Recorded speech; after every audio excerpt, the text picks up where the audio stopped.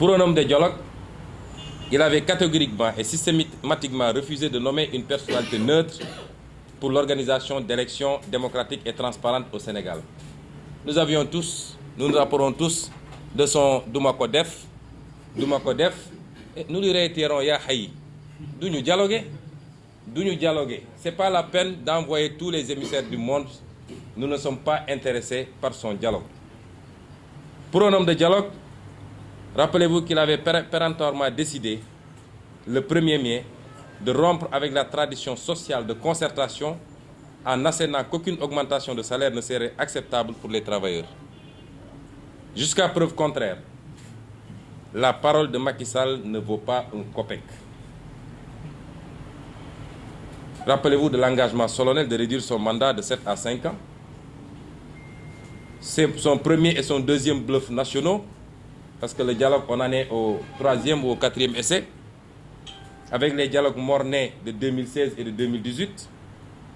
La trahison contre les conclusions des assises nationales et de la Commission nationale de réforme des institutions.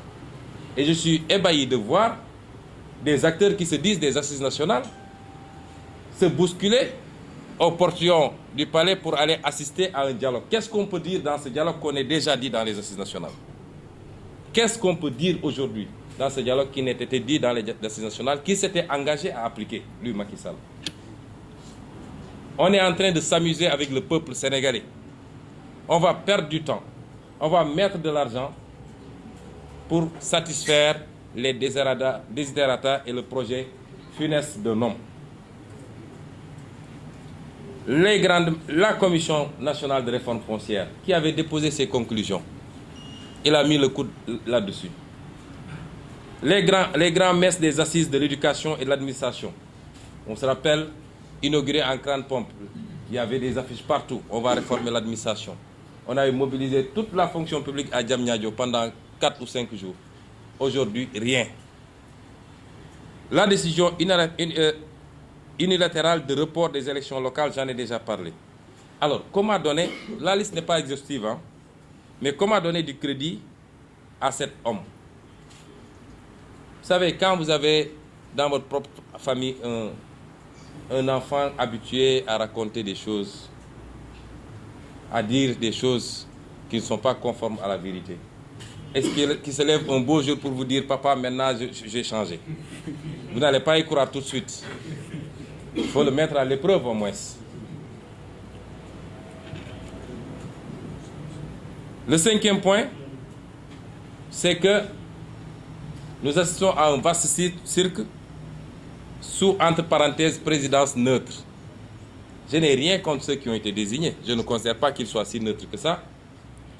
Mais où étaient-ils, ces personnalités crédibles, pendant 7 ans que Macky Sall foulait du pied les règles fondamentales et sacrées de notre consensus national?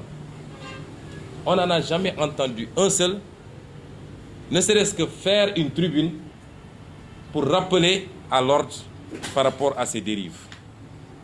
Ils étaient où quand, par manque de patriotisme, le même Macky Sall livrait notre économie aux intérêts étrangers et vendangeait nos ressources naturelles dans une gestion nébuleuse et clientéliste? Osent-ils seulement parler à leurs commanditaires, des criminels économiques et financiers qu'ils protègent et même encouragent par des nominations? On ne parle pas de la gouvernance dans ce fameux dialogue. La corruption endémique.